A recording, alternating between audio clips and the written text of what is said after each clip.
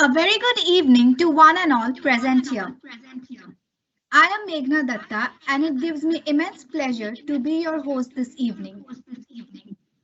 As we all know, we have all gathered here to witness and be a part of the electrifying webinar on full stack web development. Let us have a thrilling warm-up session before we jump into the webinar. We will now be conducting a cloud game where you all have to answer a few questions displayed on your screens. I request everyone to participate. The link is pasted on the chat box to get directed to the cloud game. Also, you all can go to your web browsers and go to menti.com and enter the code 673-90613. I request everyone to join the game. You all can go to the web browser and go to www.menti.com and use the code 673-90613.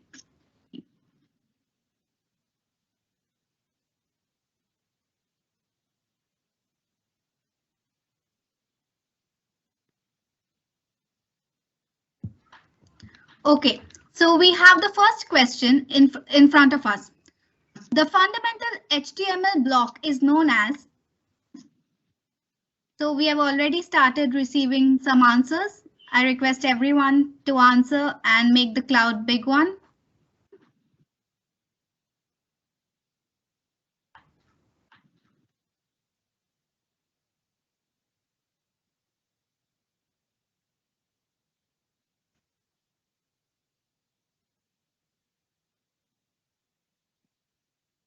So we are getting a lot of answers. HTML tag, HTML tags, tag.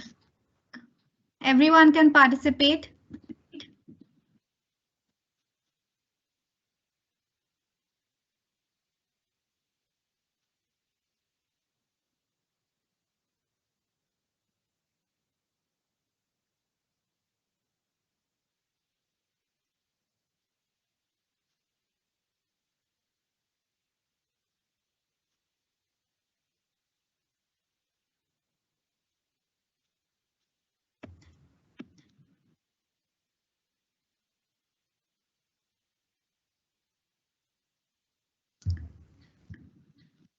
I hope everyone has gone and is accessing menti.com right now.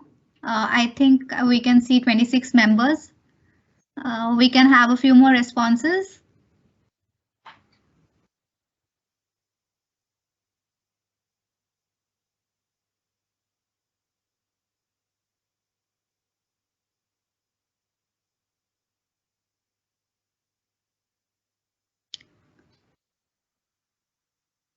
Okay, so last few seconds for this question.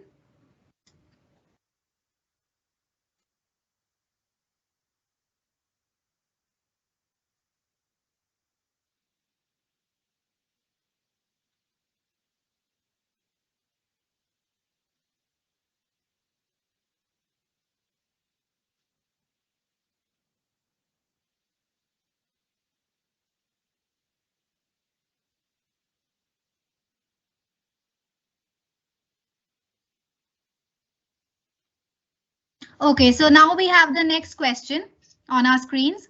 Which HTML tag produces the largest heading? Which HTML tag produces the largest heading? So we have received two answers till now. H1 and title. H3. Okay.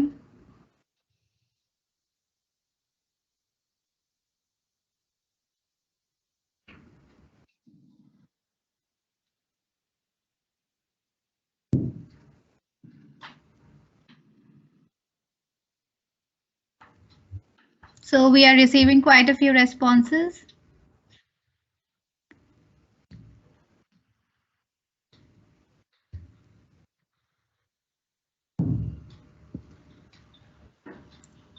So 33 responses we have already received.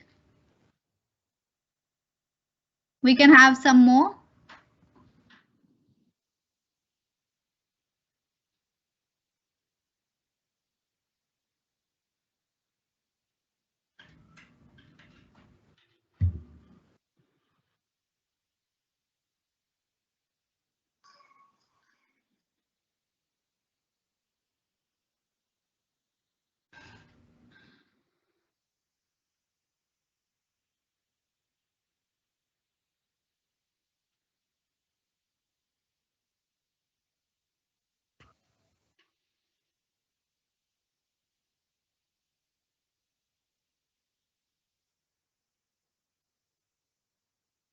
Okay, so I think last few seconds we can see we have got answers H1 title, H1 tags, H1 title, HTML tags, H3.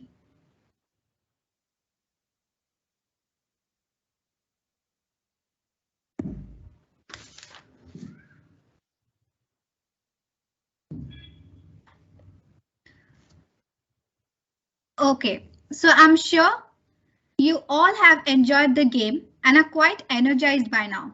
So without any further ado, let us now look at the topics to be covered in today's webinar.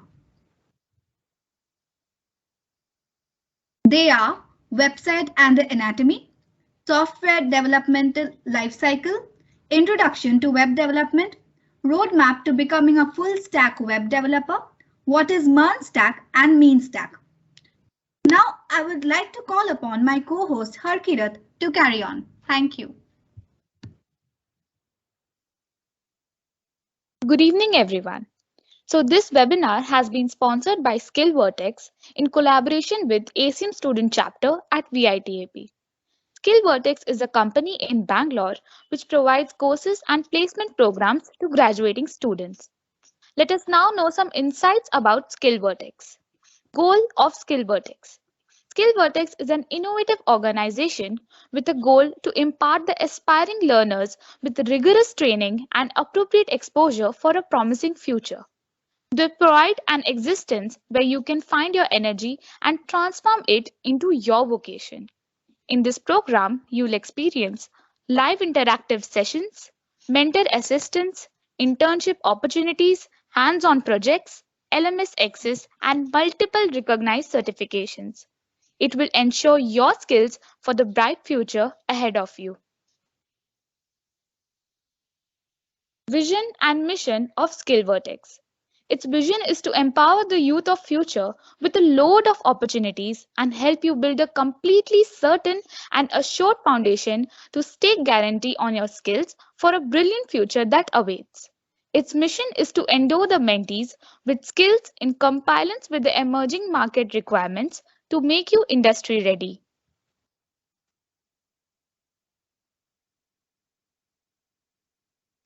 Awards and rewards.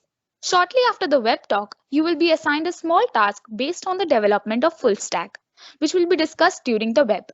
Those who do well will be given an opportunity to work with the main ACM team even if you are not an ACM member. You will receive real working experience on the ACM website.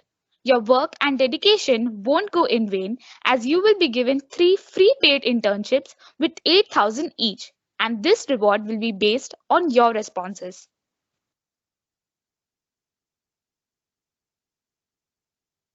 So our today's honorable speaker is Mr. Akash Soni.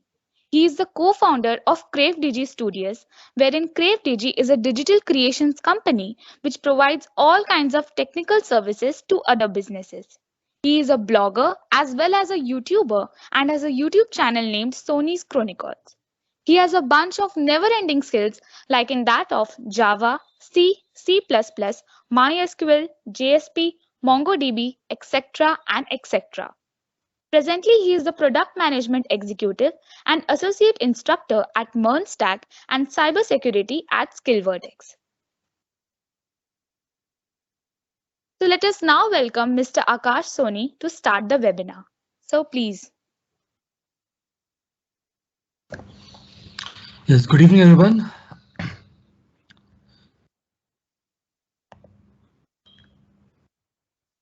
Good evening, sir. Yeah.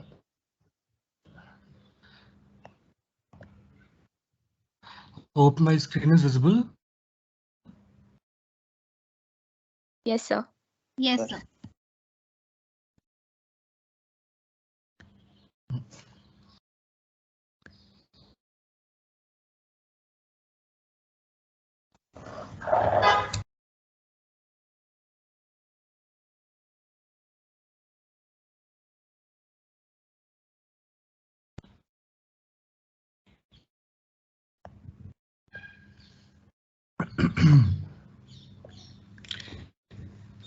Okay, so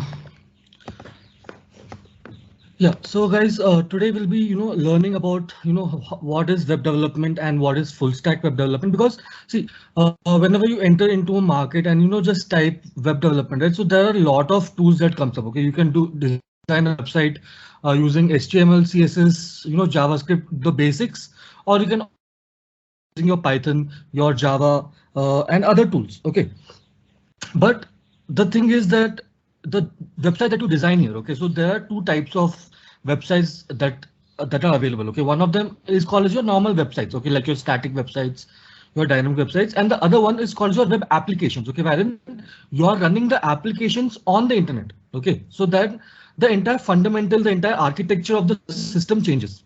Okay, so we'll learn today like what is the difference, basic difference between a website and a web application. How does one become a web developer? How does one become a full stack developer? Okay, and all the tools and the roadmaps that you have to cross for becoming one.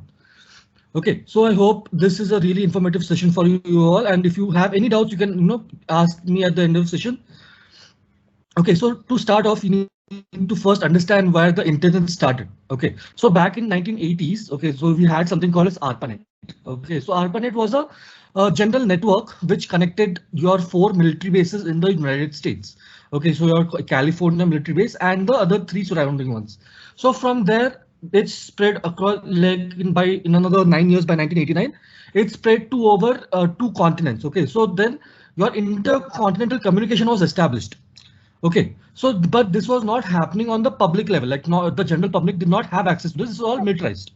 Okay, so then afterwards they decided they saw all the fundamental advantages of having a public network like ARPANET, and that's when the internet came into the existence. Okay, so the basis of the internet is your HTTP, which is your hypertext transfer protocol. Okay, so hypertext transfer protocol basically means how you as a user will be communicating on the internet.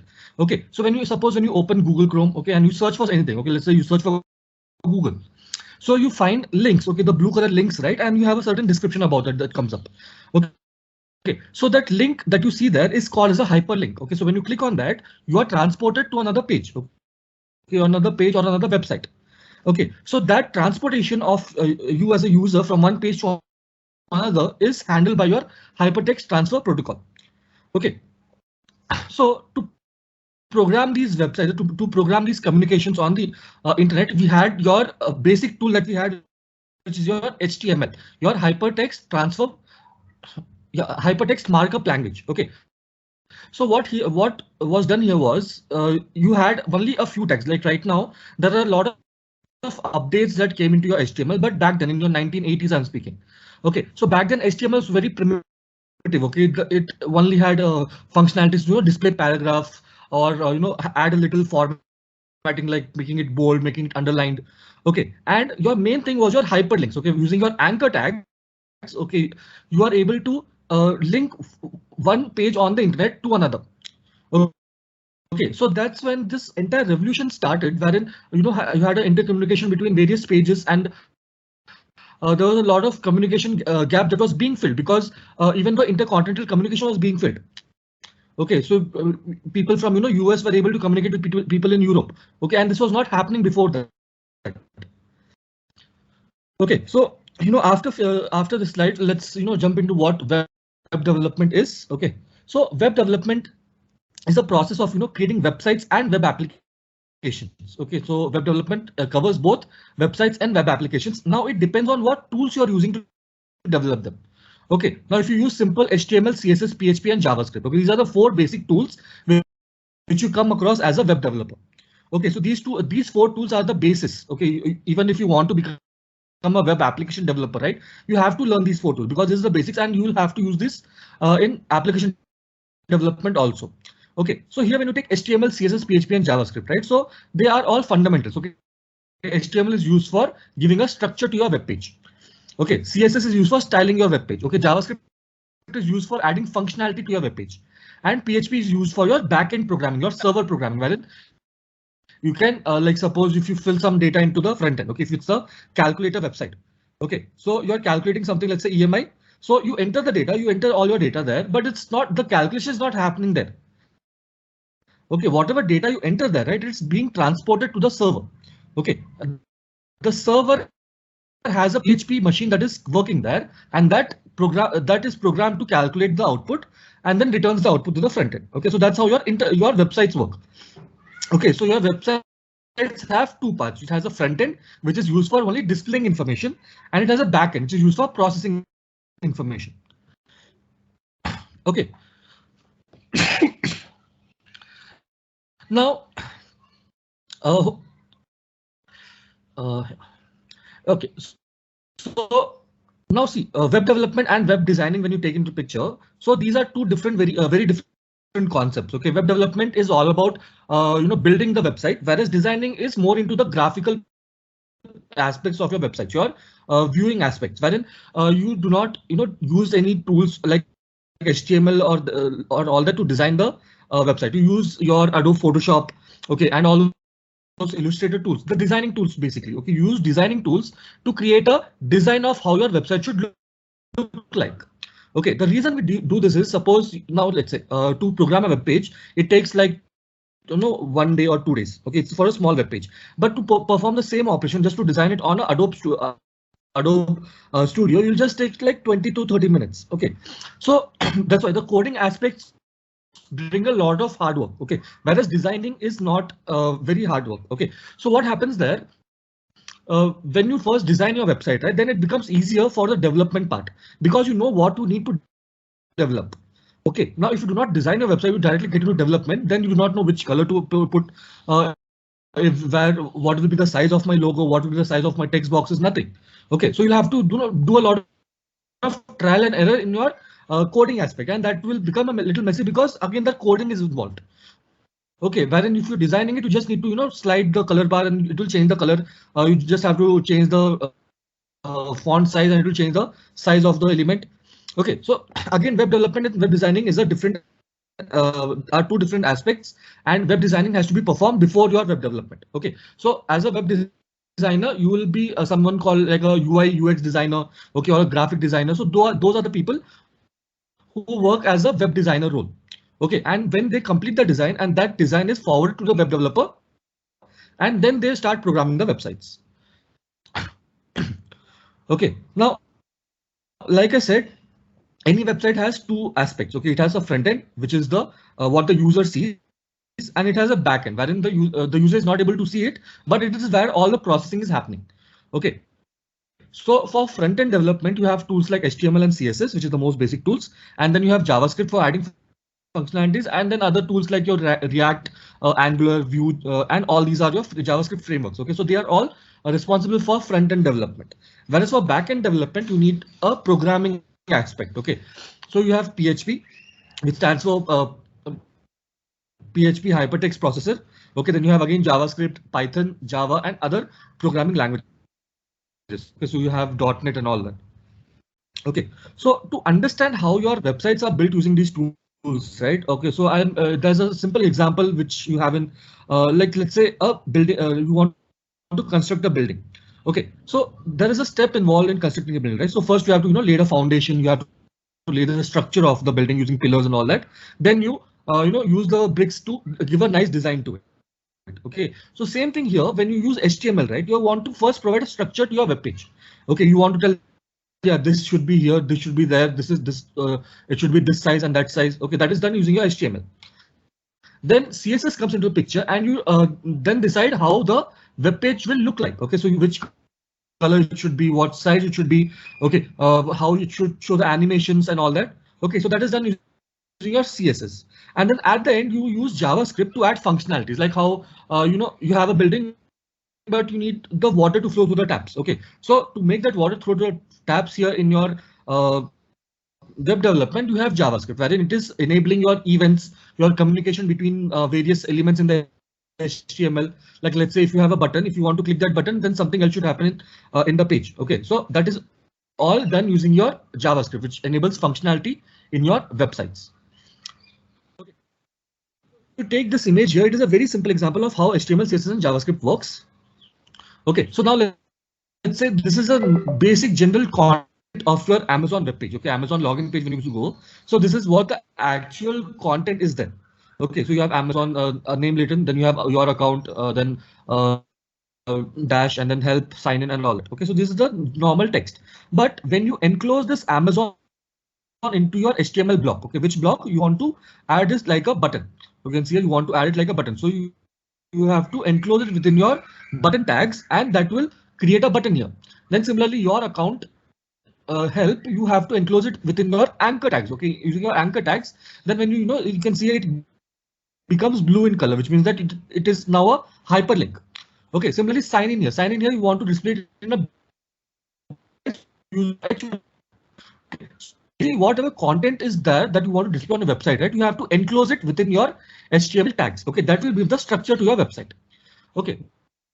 Now, once you have your HTML basic structure ready, then you will add your CSS elements. Okay, so wherein you are going to target those HTML tags. Okay, whatever HTML tags you have used in the content, you are going to target those tags and tell how it should be displayed. Okay, like suppose this sign in is written inside the h1 tag. Okay, so I'm going to tell that h1 tag wherein sign in is written, right? That one I want to display it orange in color. Okay, so if you take in CSS, how do you write that? You will write it h1 and then your angular bracket, and inside you will write color and then semicolon. So now semicolon and then orange. Okay, then you have to close it and again come out of that particular code. So that will make the text as orange. Okay, similarly for other elements. Okay, so you can see here you have a button, normal button here, but here the button is orange in color and there is a image inside that button.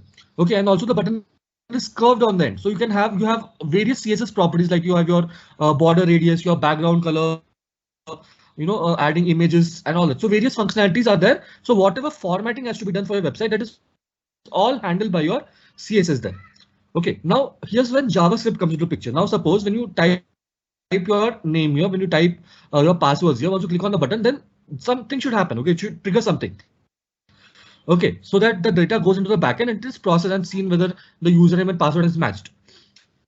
Okay, then if suppose the password does not match, then again it should prompt back that username or password does not exist, or it should tell like you have signed in and it should show you the home page of Amazon. Okay, so those functionality that you see there, right, it is all enabled using your JavaScript. Okay, so JavaScript enables your communication, your front and back end communication. Okay, and on the back end you have a server, which is your programming server, like here, let's say for PHP, for example. So that is the one that is handling all the processing. Okay, and JavaScript is enabling that transfer of data from front end to back end. Okay, so this is the basis of how your websites work and how these programming languages enable your websites. Okay, now if you see here, there are two basic types of differentiation between your websites. Okay, so this does not include your web applications. This is just your websites. Okay, so in your websites, you have two different types. Okay, you have a static website and you have a dynamic website. Okay, so static website is a kind of website wherein you only see information. Okay, you're not able to communicate with it. Okay, so you suppose let's say tutorialspoint.com. Okay, so you open the web page. Okay, you open a page there and you read the articles. Okay, you read all the articles and then you exit. You are not able to, you cannot go and change the content there, or you cannot communicate with anyone there. Okay, so it is just for viewing data. That is called as a static web page. So to create a static web page, you only need HTML and CSS. Okay, so that's the only tools you need for creating a static web page. Sometimes you might need PHP when you suppose you add like a newsletter sort in your website, wherein your customer, whoever use your website, they can type their email ID and they'll get a newsletter mail every time they like there's a new article there. Okay, so for that you can add a little bit of PHP there, but other than that you just need HTML and CSS for creating a static web page. Okay. Whereas in a dynamic web page, you need JavaScript technology to enable synchronous communication between your front end and back end. Okay, so if you take a website, for example, okay, a static website, for example. So let's say you open the website and your internet shuts off. Okay, so once your internet shuts off, your website is still visible then. Okay, unless you reload it or go to another page, it will still be displayed. Whereas dynamic website, what happens happens once the communication is stopped. Okay, once your internet is gone, there's no communication there. Okay, so because that what happens, it will show you an error like you're not connected to the internet. Okay, like that. So like I hope you guys use Google Drive, right? Okay, or your Google Word. Okay, so let's say you're working on a presentation. Okay, and in the middle your internet shuts off. Okay, so you'll not be able to make any modifications in those documents because there's no communication with the backend right now. Okay, so that is what happens in your dynamic website. So a constant communication, which is called as your synchronous or asynchronous communication, which is established between your front end and your server. Okay. So if you see these two images here, it will help you better understand how these two works. So let's say this is a client browser, which is the user. Okay, and he requests for the certain web page on the internet. Okay, so that request goes to internet first, and then from that it goes to your web server. Okay, then on the web server, there's a hosting platform that works there mostly. Okay, so which finds out what page you have requested and it returns you the page. Okay, so that's the entire communication that is happening. Okay, so there's a request response cycle that is happening here. So you send a request to your web server and web server sends a response. Okay, whereas in your dynamic page, you request for something. Okay, when you request that, a connection is established. Okay, so when the connection is established, it is sending back a dynamic page. Okay, it is not sending back a normal page, sending a dynamic page, which means that it needs to be in constant communication there. Okay, if the communication is stopped, then your page will not be you will not be able to use the website anymore. Okay, so here again you have your databases, your PHP interpreters, and all that to perform all your backend processing. Okay, so I hope you have understood what static and dynamic websites are. Then coming to your next topic is your web page anatomy. Okay, so which means that what are the components of your web page? Okay, so if you take any website, for example, you basically whenever you open a website, this is the first thing that you'll notice. You'll notice this logo. Okay, and you'll notice the menu bar. Okay, so those two are the normal components that every website has: your logo bar and your logo and your navigation. Okay, so logo is basically the identity of the website whichever you have visited, and your navigation is what all pages is there. Okay, so suppose if you want to change to a different page, then you just have to click that, and you are redirect to another page. Okay, now then comes the body. Okay, so your content of the web page. Okay, so that is starts after a certain part, after all your header elements are done, and then you have the content. Okay, now when you see navigation, right? Navigation can be of two types. It can be a horizontal navigation or it can be a vertical navigation. So horizontal navigation, most of the time it's on the top, okay, next to your logo. And if you take a vertical navigation, it is below the logo again on the left side. Okay, so these are a few designing principles that have been set up. Okay, now let's say if you open a website and the logo bar and the menu bar, it's on the bottom of it. Okay, so you will not feel comfortable using it because it's not what you're used to. Okay, you will feel uncomfortable using that. Okay, so that's why a lot of time what happens, suppose when companies change their designs, right, or they change the application design, a lot of people do not use that application anymore because they're not comfortable using it. They have gotten used to the other the application being some other way so much that they're not able to process the changes. Okay, because this is what happens sometimes. You lose your customer base. Okay, so this all you will learn in your web designing when if you enroll to your full stack. So that we have the entire module on how to design your web pages and where to put all these elements and other things. Okay, now the last one is your footer, which is at the bottom of your web page, which contains your all your legal information, privacy policy terms and conditions, and again it has a smaller navigation bar about just just all the contents of your website is given there, and your location. Okay, like what is your office address and all that. So those things all come in the footer. Okay, and the last element here is your white spaces. Now white spaces, even though it's not noticeable, but it's one of the major components of a web design. Okay, so because it all depends on how you assign your white spaces. White space is nothing but the empty spaces in your element. Now suppose if you have five items in your menu bar. Okay, so if you make those items 10 pixels apart or 50 pixels apart, so it matters a lot. Okay, so it's all about how much white space and how you're coordinating your white spaces in between each elements, okay, so that your website looks aesthetic. Okay, the entire purpose of web designing is to make your website aesthetically pleasing to your customers. Okay, so this is how your this is all about your components of the website. Okay, now moving on to your development process. Okay, so how your software development process basically. So what is a process involved in developing a website, and not just website, this applies to anything. Okay, even a simple Windows software, any type of software, if you take for example, it follows the same process. Okay, so in your software development lifecycle, what happens? The first step that you need to do is you have to decide the purpose of your software. Okay, so here in our case, we are going to create a website. So you have to first decide the purpose of your website, like what is your website going to do?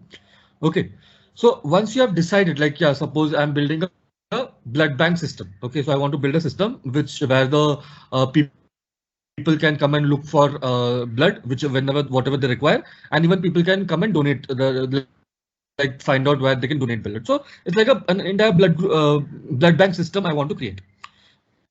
Okay, now once I've decided the purpose of my website, then I have to start planning it. Okay, so I have to first decide what all functionalities my website will have. Okay, so how will users communicate with each other? What are the protocols, policies, legal policies, and everything. I have to first decide that. Okay, so that comes under your planning stage. When you have to first, before designing also, you have to first plan how your website is going to look like. Okay, then once you have planned everything, you have planned all the functionalities, you have planned all the components of your web page or website, then you get into the designing phase. Okay, so you start designing each and every page. Okay, how each page should look like and all that. You can use multiple tools. There are various tools here. So if you want to use like a wireframing tools, okay, like in designing itself, if you get deeper into web design, right, so there are multiple categories there. Okay, so you have someone who uses UXPin. Okay, UXPin is a tool wherein you just drag and drop the elements. Okay, so you have a normal canvas there, and you have to drag and drop the elements, and you have to program it there itself, like how each element, like suppose if you click this button, what will happen. Okay, so that is all done in your UXPin. So similarly, you have visuals. I think Visual Studio InVision, I think. Okay, so these are a few of those pre-made designing tools where you just have to drag and drop the components to design your elements. Now suppose you want more control over your design, right? So you'll use some tools like your Photoshop, Adobe Illustrator, and all that. Okay, so once you have finished your designing, then you get into the building aspect. Okay, you have to develop your website. So you will first decide. Okay, now see what tools have to be used for developing, and all that has to be designed in the planning phase. Okay, so like which are you using, full stack or MERN stack, mean stack? Okay, what all software you're using, what all tools you're using, and all that has to be decided in the planning phase. Okay, so that it's once you get into the building phase, right, it should be a very smooth sailing process. So whatever design is there, you just have to program that design. Okay, you have to program your website in such a way that it looks like a design and it functions the same way as it was planned to. Okay. So once you have finished building your websites, then you get into the testing phase, wherein you test your website. You mostly, suppose if you are freelancer, you give it to some friends or family to test the application. Okay, and if you are working in a company, you have another entire software testing team that will test for your websites, and you will try to find out bugs and all that. Okay. Once your testing is done, then you go into a maintenance stage. Now, see, once a website is developed, right? So it does not mean that like as a web developer, I have created my website, my task is done. Okay, that's not how it works. Okay, once you develop a website, you have to also maintain it. Okay, so let's say I have developed my website in let's say 2021. Okay, but even after 10 years in 2030, if the website is still online, it will be my responsibility to see that it is maintained. Okay, so if I'm still working for them, it will be my responsibility to see it is maintained, because I'm the one who's programmed that. Okay, so only I'll be able to understand that perfectly, how it works. Okay, now someone else comes in and takes my place. Suppose I quit, or I suppose change my job role. So someone else will take my place. Now he will spend a lot of time to first learn how I programmed it. Then he will have to learn my programming style, and then he will have to again work on the maintenance part. Okay, so once your maintenance stage starts, right? So you have to basically find out. Suppose some bugs come up. Okay, so even if suppose you use any app. Okay, you have downloaded some app from a Play Store, and there's some bug in the application. So happens again, they take the website, application out for like a maintenance break for like half an hour, 1 hour, and they fix all those bugs and they publish it again. Okay, so they basically have a maintenance phase there, wherein first they go through testing, and in the testing, if suppose they found some bugs, then in the maintenance stage they will fix those bugs. Okay, now once maintenance stage is done, then again they go back into the testing stage, where again they start testing, like trying to find out bugs. Okay, so again, now maintenance and testing is like a cyclic process that happens throughout the life cycle of the website. Okay, for the as long as a website is online, it will keep on going through the testing and maintenance phase. But your designing purpose, planning, designing, building, this is all a one-time process mostly. Okay, so if your website does not go through a complete change, right? Otherwise, it will be a one-time process, whereas testing and maintenance keeps on happening through the entire life cycle. Okay, so this was the basics of your websites, internet, web development, and all that. Okay, so now we'll be moving on to your roadmap of how to become a full stack web developer. Okay.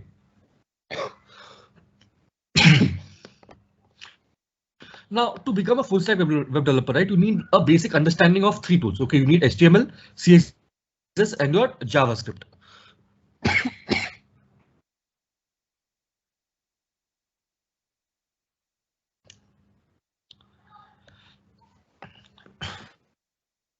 Okay, yeah, so the road to becoming a full stack web developer has 4 steps. Okay, so we'll be discussing various stages in each step one by one. Okay, so in the first step, you will have to learn the basics about HTML, CSS, and your JavaScript.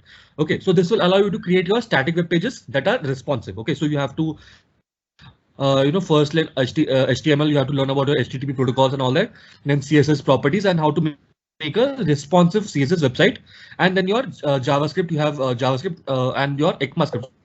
So ECMAScript is basically like a version of JavaScript. Okay, so if you see here, HTML stands for your hypertext markup language. It is a standard markup language for your web pages. So any website that you see, right, it is all created using your HTML. Okay, so they are known as the building blocks of a website, as they provide the structure to the various entities. Okay, so whatever elements are there in the website, HTML is providing the structure integrated to that. Okay, so it's telling you like, yeah, this has to be positioned on the top left or top right, and it should be like whether it's a paragraph or a heading or a title. Okay, so all this is decided by the HTML. Okay, so your HTML tags is represented by your Angular tags. Okay.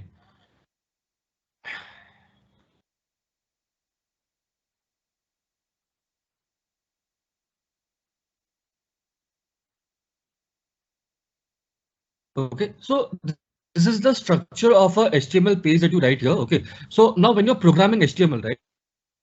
Okay, you program it in a nested format. Okay, wherein each tag is nested inside the other. Now, if you see here, first of all, you have a major HTML tag which is having a it's in the starting and in the ending. Okay, so inside that you have 2 parts. You have header tags and you have your body tags. Okay, now header tags here are responsible for storing the data about your website. Okay, it does not display anything on the website, it's just storing the data.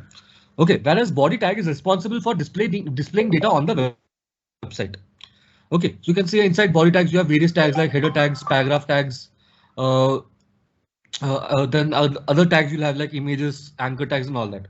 Okay, so whatever you want to display into your website, right, in your web page, that has to be programmed into your body tags, and wherein the additional information about the website has to be written inside the header tags. Okay, like your title. Okay, suppose when you open this, you can see this application, right? So you can see a web development -demos session in the window there. Okay, so that is coming from the title there. Okay, so in the title it's written this one, so that's why it's getting displayed there. Okay, so now that is not a part of a web page, it is a part of your window. Okay, so all that information comes from the header tag. Similarly, suppose if you go and search for any anything on the internet. Okay, so if you search for Google, so first you get a link there. Okay, and below the link you get a small description of that page. Okay, that description is also written inside your inside your header tags. Okay, so all that additional information comes from your header tags. Okay, then come here we have your HTTP and XHR. Okay, so HTTP stands for your Hypertext Transfer Protocol.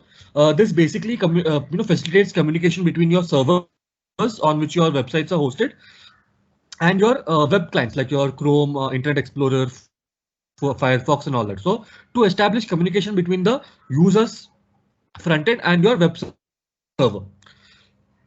Okay, the communication occurs, when the web browser sends a HTTP request. Okay, so let's say you have searched for something. You search for Google, and when you click a link, right? Okay, so you basically create a HTTP request. Okay, you create a HTTP request, and that request is packaged along with a lot of data like your cookie data, your session data, all this data goes along with your request, and it then gets transferred to your web servers. Okay, then web server processes the request, finds out what you want to do. Okay, and it also sees all your cookie data and your session data and finds out who you are and all that. Okay, and then depending on whatever you have requested, it will send you to a HTTP response. Okay, so using your HTTP protocol only, all your communication is happening here. Okay, so similarly, even XHR, it is a JavaScript object that is used for transferring data between your web browser and your web server. Okay, then we have your CSS here. CSS stands for your cascading style sheet. Okay, CSS stands for your cascading style sheet. So it basically describes how a HTML element has to be displayed. Okay, you target your HTML elements and you tell what has to be displayed and how it has to be displayed. Okay, so if you see here, let's say inside your style tags you have written paragraph. Okay, so P is for paragraph tag. Okay, so basically what you're doing, you're targeting all the paragraph tags in your page right now. And after targeting, you're telling them that font size has to be 32 pixels, color has to be red, and text line has to be center. Okay, so this here is called the selector, wherein you are telling which element has to be selected first, and then this is the property and this is the value. Okay, so inside each selector you can give multiple properties and your values. Okay, so this is how you write your CSS. Now, responsive design comes from your yeah, so suppose if you open a website on your system, okay, on your laptop, you have opened your website and you open the same website on your phone. Okay, so it will look completely different. Okay, the UI experience that you will have is going to be completely different on your phone and on your front end. Sorry, on your laptop. Okay, the reason is because you have something called as responsive CSS working there, wherein your websites on your laptops is programmed to display a certain way, and the website on the same website, okay, not a different website. Okay, the same website is programmed to display in a different way on your phones. Okay, so this is all happening using the screen sizes. Okay, I'll be now see phones mostly will have a width of 400 pixels. Okay, that is the general term that we use in web development. So maximum is 400 pixels. Okay, and anything below 400 is a phone. Okay, so we write the code in such a way that if the screen size is 400 pixels or below, then I do not want to display like a horizontal format. I want to change it to a landscape format.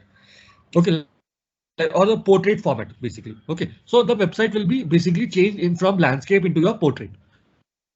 Okay, then even you can change the sizes. Like suppose in the website my logo looks in a certain size. Okay, but the same website on my phone, the logo will look in a different size because my website on my phone will not be able to capture the entire logo at once. Okay, so that's why I'll change the size here. Okay, so depending on the screen size, you're changing how your website looks. Okay, so that is your responsive CSS design.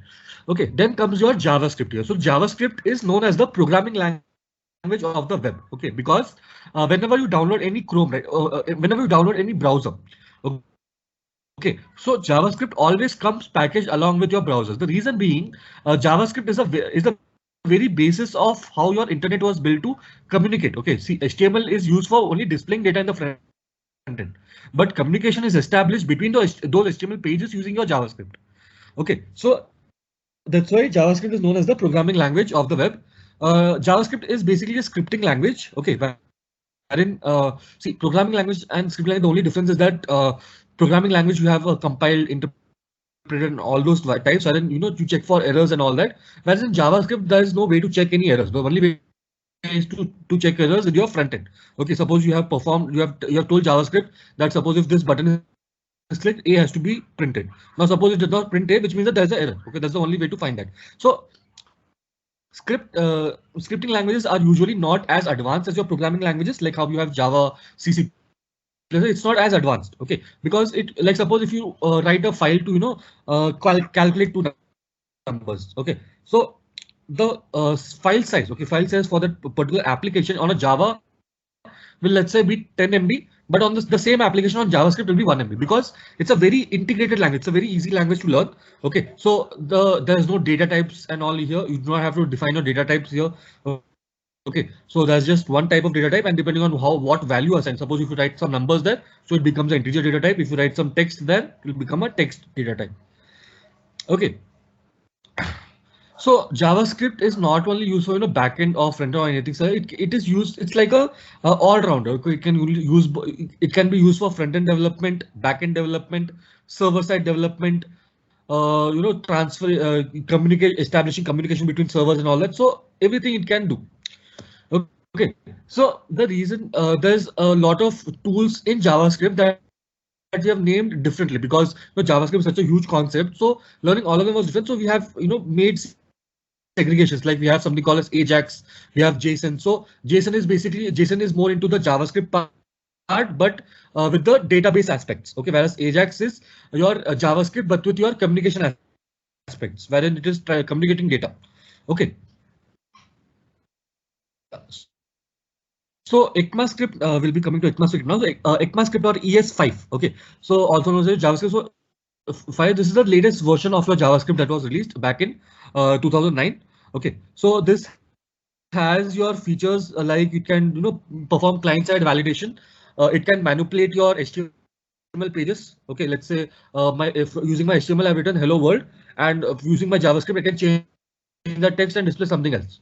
Okay, so I can manipulate my HTML pages there. I can give notifications to users. Okay, like if you're using some website, you sometimes get notifications, right? So you can provide that using your JavaScript. Then you have your server application that you can build, that you can build your servers using JavaScript. Okay, so you do not need to have like a third-party hosting platform for you as a server. Okay. So these are the functionalities that were added into JavaScript after your ECMAScript 5 was released in year 2009. Okay, now this was all about the basics of HTML, CSS, JavaScript, what they are and how they work. Okay, now if you dig a little deeper, okay, so if you basically after your CSS, once you learn CSS responsiveness, you have something called as CSS Bootstrap. Okay, or CSS frameworks, wherein you have various companies, third-party organizations which have created CSS files for themselves. Okay, and you can basically use that CSS file and design your website. Okay, so yeah, we'll be looking at your, first of all, is your HTML DOM here. Okay, so DOM stands for your document object model. So HTML DOM is basically the model of your website. Okay, so suppose if you're opening a website, right? I hope my new tab is screen, right? Are you guys able to see my new tab? Yes, sir. Yeah. So suppose if you just open a tab and then click on inspect. Okay, so if you see here, this text here that you can see, okay, this entire thing here, this is called as your DOM. Okay, so DOM is basically, DOM stands for document object model. Okay, so this here has everything. Okay, it has the HTML of your website. Okay, it also has the CSS of your website, you can see here. Then it also has a console, your JavaScript console here. It has all your source files here inside it. Then you have network-based option, performance, memory, and everything is covered there. Okay, so this is called as your debugging tool. Okay, when you click on inspect, right, you're basically opening your debugging tool here. This debugging tool first displays your DOM object, okay, your HTML DOM. Okay, then it also has other functionalities there. So yeah, so your DOM object displays everything about your web page. And what do designers do? A lot of times what they do, they just suppose they're building a website and they do not have they want to change the design a bit. Okay, so they do not go into the programming and change the design there. Okay, so what they do, they just open your DOM object from here and they try to change the color here. Okay, so let's say I make it red. Okay, so if red works, fine. Otherwise, I'll change it again. Okay, so suppose if I'm comfortable with the color. Okay, if I'm comfortable with a value, then whatever value I'm comfortable with, that one I'll put in my code. Okay, and then I'll just do my trial and error here. Okay, now suppose if you're doing the same thing in your code, you have to first, make the changes, save the program, open website, reload the page. Okay, then again, if you're not lucky, then again go back and do the same thing. Okay, so instead you can just open your debugging tool, make the changes, see how it looks. If it does not look good, then again change it. Okay. Yeah. I was saying, yeah. So your HTML DOM that you saw there, it is a programming interface for your JavaScript. Okay, so it basically allows you to, hello. Yeah, it basically allows you to manipulate your HTML elements. Okay, you can add, remove, and change your HTML elements, attributes, tags, CSS, and all that. Okay, so you're basically able to manipulate everything in your front end. Okay, your HTML components also and your CSS components also using your JavaScript. Okay, then you have other APIs. Okay, APIs are application programming interface. So these are various tools. Okay, these are various tools that are developed by your third-party organizations. Okay, and you can use it simply by just taking the code from the website. Okay, you can just have to search for Google Map API and you'll find a link which enables you to just have to paste that code into your website and you will be able to see the Google Maps in your website there. Okay, and then you have to basically program it to display it in a certain way. Okay. Similarly, you have various fonts by Google. So if suppose you want to use a font only available for Google, you can use that. Okay, or you want to use you want to create your graphical charts, then you can use Google Charts for that.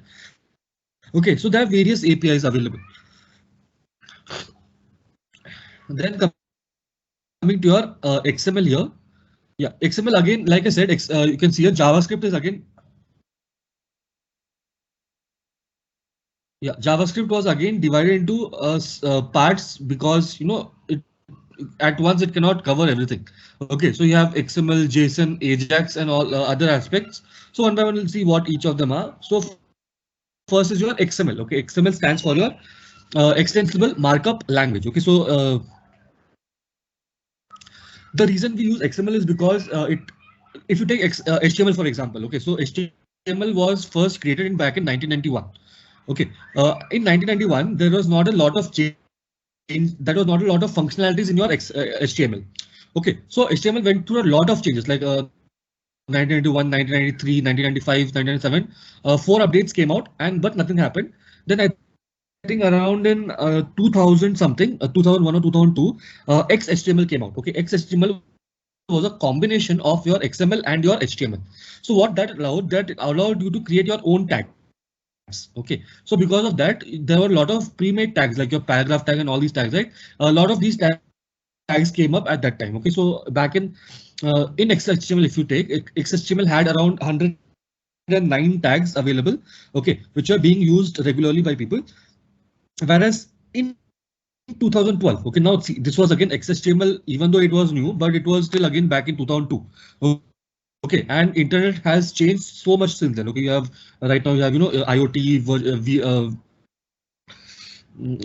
VR, AR, and all these capabilities now. So again, you needed certain changes into the programming again, so that because a lot of tags are also not being used, a lot of new tags were required. Okay, so back in 2012, your HTML5 was released. Okay, so again after around after 10 years approximately, a new version was released, and then that again had a lot of new tags that came into the picture, and a lot of tags were removed, like your bold tag, your center tag, and your formatting tag. All these are new because you also had your CSS now. Okay, you have your CSS now, which had all your formatting capabilities. Okay, so once CSS brought in all the formatting capabilities, no one was using HTML for formatting anymore. Okay. So that's why a lot of changes happened after the release of HTML5. Yeah, like I said, uh, XML is basically used for, again, one of the usages was that it helped in forwarding HTML a lot. Okay, and also it is used for transferring data on the internet. Okay, so if you say, suppose if you're using any, if you create any web page, suppose using Java or some other programming language, not using your PHP and all that. So that time when you want to communicate, okay, when you want to suppose send information from your backend into the front end, right? So so there you need to use your XML for creating your commands. So okay, sending data from the backend to the front end or front end to backend. Okay, then you had your AJAX. AJAX stands for asynchronous JavaScript and XML. Okay, AJAX stands for asynchronous JavaScript and XML, which means that it basically allows asynchronous communication between your web servers and your users. Okay, so it is capable of reading data from the server, and then it does not need to be displayed on the front end as immediately. Okay, it will go there in the front end and it will stay there in the background. And suppose you request the data, then only it will be displayed. Okay, like suppose this PPT I'm showing you right now, right? So it has around 30-40 slides. Okay, so those 30-40 slides, it's not like every time I click a button, it is reloading the page. Okay, if it was, then it would not be called as a your dynamic page now. Okay, it will become a static web page because it's just displaying information. Okay, now as soon as I click my right arrow key, it changes. Okay, but it does not reload. Okay, so there are two aspects that work in your websites. One is reloading and one is updating. Reloading is when you request new information and then you get a response and then that is displayed. Whereas updating is you're in constant communication and you just update your content. Okay, so updating again happens in your dynamic sites and reloading happens in your static sites. Okay, now AJAX is a tool that enables this asynchronous communication in your dynamic web pages. Okay, now last tool here is your JSON. JSON stands for your JavaScript object notation. Okay, so it is basically a data format. Okay, so it is a data model used to store data in a certain format. That format happens to be your object format, like suppose your name and your value.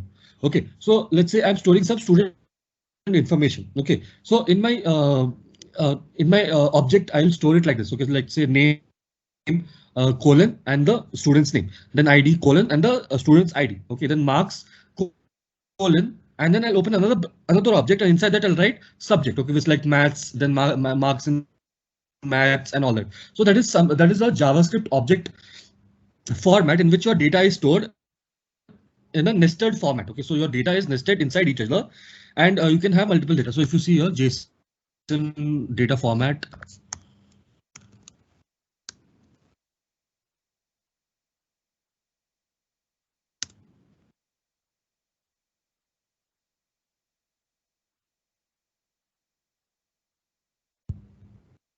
Okay, so you can see this is how you store data. Inside of brackets is your object format. You have name and your value. Okay, like if you take this one for example, so order number, what is order number, date, when it was done, and then inside customers you have another bracket is open, and then customer ID, F name, L name, address, city, and all that. Okay, so this is how your data is stored in your JSON.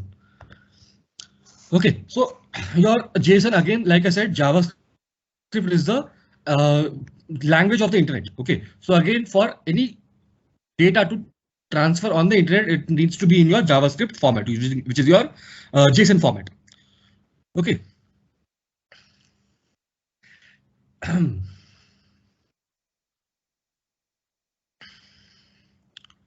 Now we have your CSS icons here.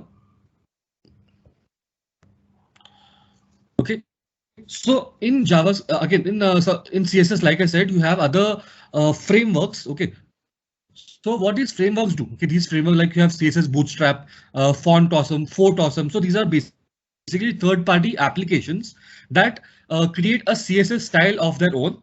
Okay, and then they put it on the market. So it can either be free or it can be paid. Okay, depending on the provider. Now,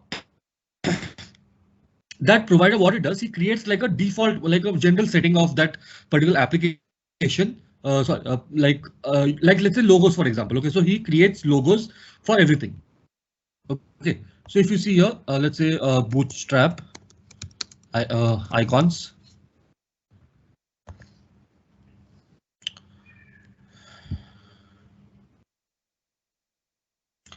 Guys, can you please tell me how much time I have left?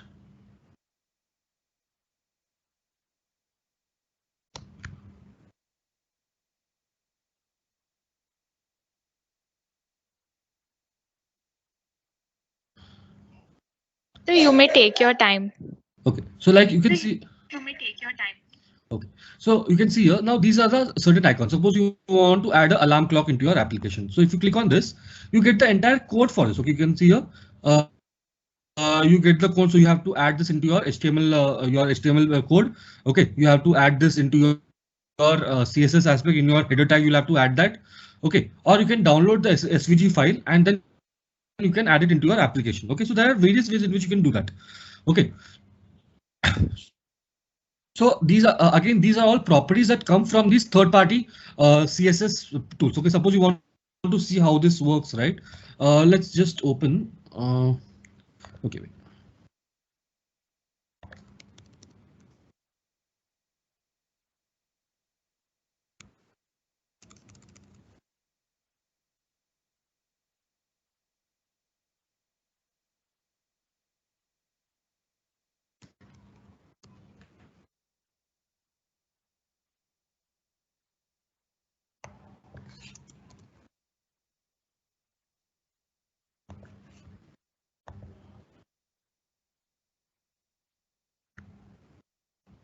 Okay, so if you see here, let's just copy this URL. Okay, so now when you open this types of view, you can see this is a basic CSS page that is created already.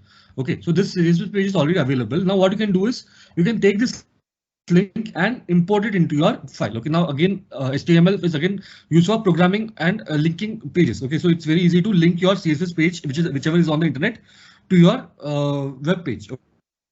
Okay, the only thing is for using this web page, you'll have to be online. Your website has to be online. You cannot use it on a private network which is not online and then use these tools. Okay. So this is called as your CSS icons and your CSS frameworks.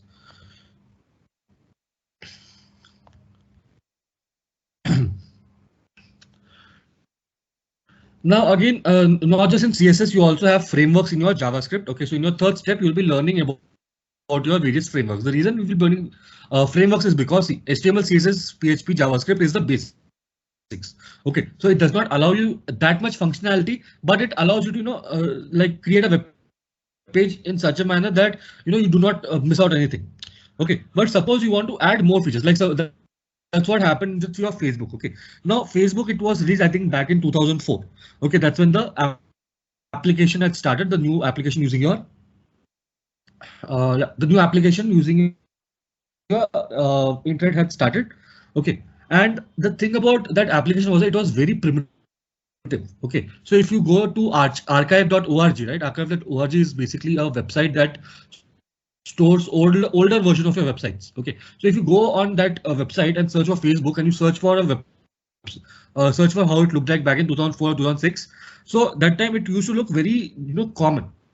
Okay, so that's why once what they had to do was, because that time they did not have that many features and functionalities in your HTML and CSS to create a website that looks very attractive.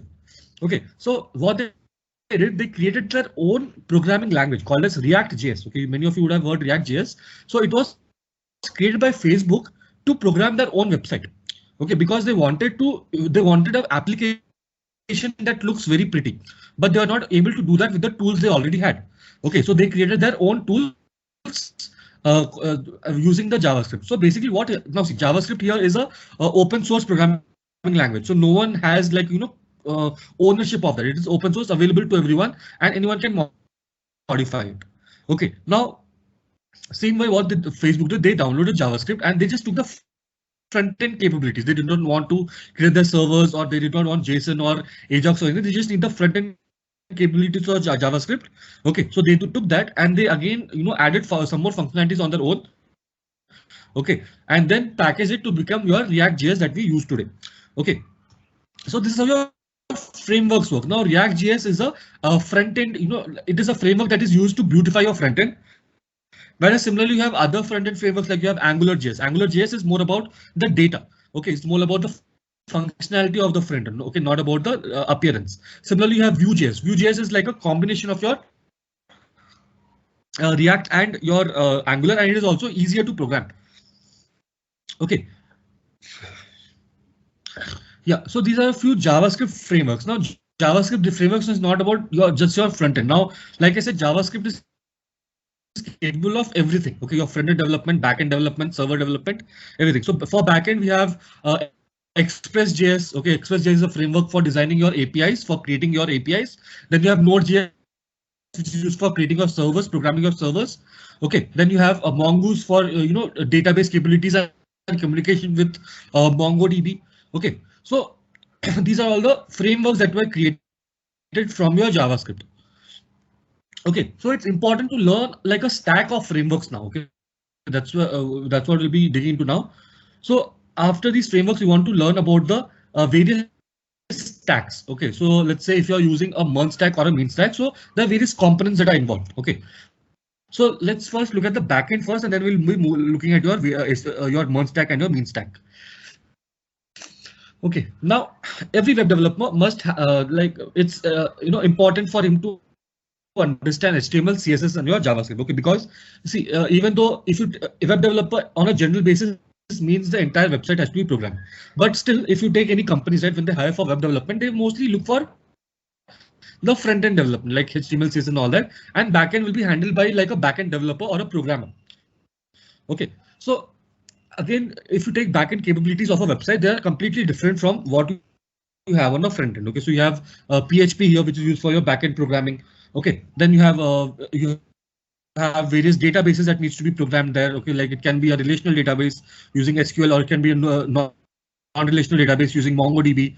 Okay, or it can be any other type of database. It can be a cloud-based database using AWS, Microsoft Azure, or a number of them are available there. Okay.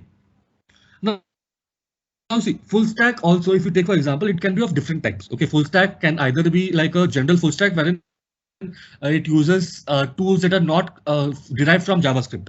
Okay, full stack normally means tools that are not derived from JavaScript, whereas full stack JS means the tools that are derived from your JavaScript. Okay, now if you take full stack, full stack here, so they mostly have stacks wherein you use for front end you use your general HTML, okay, and all that. Suppose if you're using .NET, okay, if you're creating a stack using .NET, then for backend you will have your .NET Core, MVC Core, okay, and for the front end also you'll have the same JSP aspects that come up. Okay, now suppose if you're building a website using your Java, okay, so again your Spring Boot comes up in the backend, and in the front end again your Java Spring, Java Swing. Okay, so you have to select your stack there. Okay, you have to select the tools you have to want to program. Okay, so for that you need to first understand what you want to develop. Okay, what are the functionalities that you need? Okay, do you want your front end to be more appearance specific or the data specific? The backend, how it should be able to communicate, how agile the communication should be, and all that has to be decided first before selecting the tool. Okay, once you decide all that, then it's easier for you to select the tools. Okay. So yeah, like you can see, this is all the full stack normal to like your Python, ASP for your front end, and PHP is the normal server programming, and then SQL for your SQL database. Whereas here with full stack JS, you have SQL, Node.js for your again JS is your JavaScript derived one. So Node.js is for your server maintenance. Then MongoDB is for your non-relational database management. Then again you have Express.js, React.js, Vue.js, and all that that comes under your full stack JS. Okay. So these are the 4 steps that you need to learn here. Okay, so first one was you have to learn the basics here. Okay, so you have to learn about your HTML, CSS, and JavaScript. Okay, so in our Skill Vertex, right? Skill Vertex provides you with 2 courses. Okay, so one of them is the basic web development course, wherein you will learn HTML, CSS, JavaScript, PHP, and your databases. Okay, so you'll be learning these 5 tools in the basic one. Okay. And suppose if you dig deeper into it, if you want to learn full stack or merge stack, then again you'll learn these stacks. Okay, so you'll first of all learn about software engineering. You'll learn about your web designing. Okay, you'll learn about your your GitHub, okay, and how to manage your projects. Then you'll learn the basics like HTML, CSS, JavaScript. Then we'll be learning very in-depth inside your databases. We'll be learning NoSQL databases, relational databases, and using SQL and then MongoDB and all that. Okay, and then afterwards, after your database is completed, then we'll be getting into your Merge stack using your first we'll be learning your Node.js for creating your servers, then Express will be creating your APIs, and then we'll end it off with your React for your front end. Okay. So now if you see Merge stack, for example, so here basically what does this stack means? Okay, what does a full stack mean? Okay, now full stack basically means when whatever you're developing, right? Whatever website you're developing, the entire website is developed using JavaScript. Okay, the entire website is developed using the same stack. Okay, so when you take like a JavaScript full stack JS, then again you have this one. So like say there are various types there. Okay, you have Merge stack, Meme stack, Maven stack. Okay, so it basically changes. Okay, the tools change and the name changes. So if you take Merge stack, for example, Merge stack is the most general full stack tool that is used. Okay, so in Merge stack you have like it's basically the components. It has 4 components. It has MongoDB for your databases. It has Express.js for creating your programming your APIs. Okay, it has Node.js for programming your servers and enabling communication between everything. And you have your React for the front end, displaying your data to the user. Okay. So this is how your stack works. Okay, so if you take React.js, it is only working on the front end side. Okay, it does not have anything to do with the backend. Okay, so it's using HTML, CSS, JavaScript, Bootstrap, and all that in combination with React.js. Okay, React.js is not completely displaying everything. It's just using all these tools to display it in a more prettier way. Okay, so again in React.js also you'll again have to learn HTML, CSS, and all that because that's what you're writing the code in, but you're just making it look more beautiful and attractive using your React.js. Okay, then React.js is having a backend processing. Like suppose if some user enters some data into the database, right? Sorry, into the form. So that data has to be communicated through the backend. Okay, so that communication is established through your Express Web Framework. Okay, Express Web Framework is the tools that enable your processing. Okay, these are called as your APIs. Okay, so all the process, like suppose if you want to add 2 numbers, so that 2 numbers come from React.js from front end to back end, and that framework, your API runs the code and adds 2 numbers and then sends the data to the front end. Okay, now suppose you have sent the data, but you also wanted to save in your database. Okay, so again, a database connection is established using your Mongoose tool. Okay, again, Mongoose is a part of your Node.js environment. Okay, so again, that communication is established between your Express frameworks and your MongoDB through your Mongoose modules. Okay. Now all of this is packaged inside your backend, okay, which runs on your Node.js web server. So this is how your Merge stack works. This is how you create an entire web page from all the components of your website from front to from till back using your stack. Okay, the same thing applies here in your Merge stack also, but here same MongoDB, Express, and Node.js is there, but instead of using React in front end, you're going to use your AngularJS. Okay, so that's the only difference here. Same way again, Maven stack, you use Vue.js in place of AngularJS. Okay, so yeah, so with this I think we have completed your webinar here.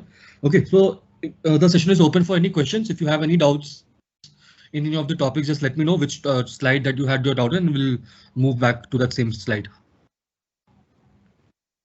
So any doubts, guys?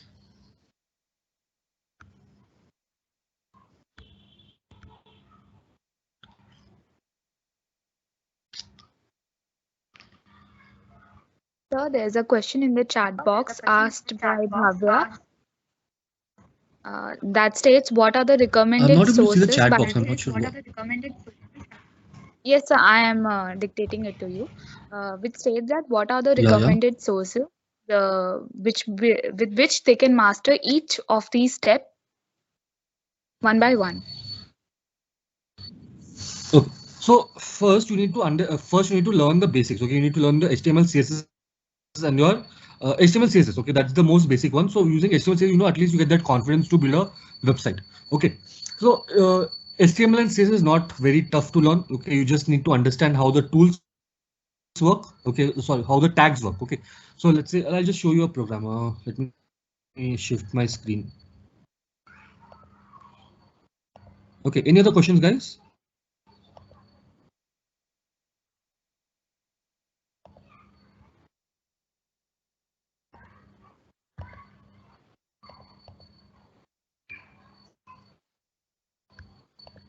Okay, so let's say this is a normal web application that we have here. We are going to use your XAMPP server. Uh,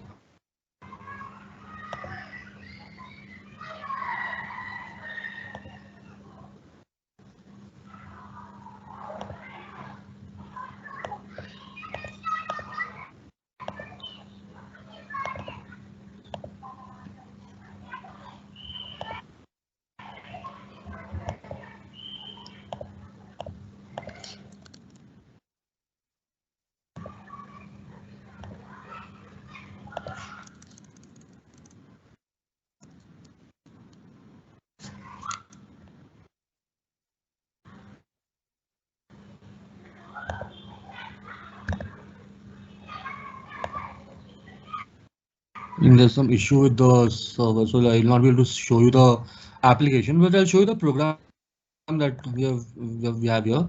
So let's say first now see this is a PHP page. Okay, so we have basically converted your HTML page into your PHP page here. Okay, so what we first need to do is, let's say here we have started writing your HTML. Okay, so you just need to understand these tags. Okay, what these tags are. Okay, so you need to give a title to a web page. So you have to use your title tag. Okay, so this is again your CSS comments. So you can see I am targeting something, and then you have your what I'm targeting and what I'm trying to change here. Okay, so it's easy to learn, but again, there's a lot of components here, and to become a good web developer, again, you'll have to get a lot of details and lot of information about it. Like right now, even I sometimes what some new websites I see and see a lot of changes. Okay, like even last week, I would think there was a new update in your React and they changed the entire configuration file for React. Okay, so a lot of changes are still happening, so it's never too late to start learning. Okay, so yeah, I think the major thing is again your internet is available, and if you want to start learning, you can start anywhere. And we at SkillVertex again we have a lot of courses in your web development sector. So if you need like assisted learning, then you can always reach out to us. Okay, any other doubts, guys? Any other doubts in your chat box? I'm not able to see the chat box here, so someone will have to read out the doubts to me. I would request everyone to ask questions, any doubts and queries. Sir is ready to answer. You all can just unmute yourself and ask, or even in the chat box.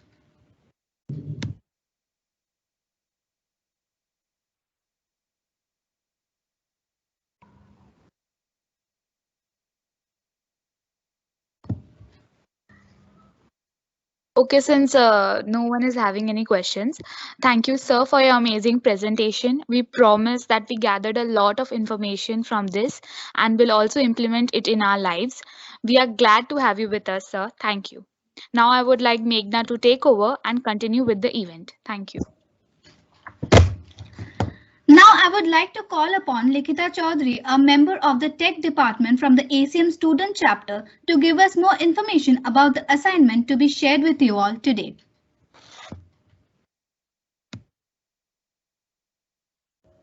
Yeah, thank you, Meghna.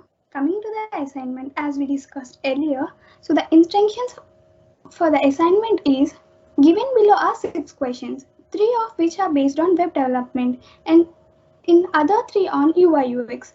Out of 6 questions given below, you are free to choose and work on any 3. Attached screenshots of your work through the Google form is provided below. Deadline for the submission is 29/12/2021, 11:59 p.m. The form will no longer accept responses after the deadline. Questions regarding web development. Build a good looking resume template using HTML and CSS. Random color palette generator. And social media dashboard which should contain settings, profile, updates and messages. Coming to the UI UX questions. Create an UI UX design for Puma website using pneumorphism method in a dark theme. Instructions. You need to design only Puma website in landing page. The link for the original website is given below. Coming to the second question. Create an UI UX design for Domino's website. Develop a design for the given website in your own way creatively. Instructions for the second question. You need to design only 2 pages, menu page and items page. When we are ordering pizza, we can't find add toppings option and which toppings to be added in the original page. So you need to add the options and display the toppings when you are designing the items page. Coming to the third question, create an UI UX design on your own for any website which should be very impressive and easy to use and should be creatively. The design should contain 4 pages. If you have any doubts regarding assignment, you are free to ask. I encourage each and every one of you to perform the task. Regarding assignment, the PDF is posted in the chat box. Thank you. Over to Meghana. If you all have any doubts, you all can ask.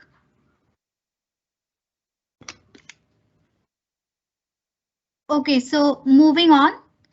Now it's time to bid goodbye to all. Thank you all for being such a wonderful audience tonight. A special thanks to Akash Soni sir for this wonderful event and presentation.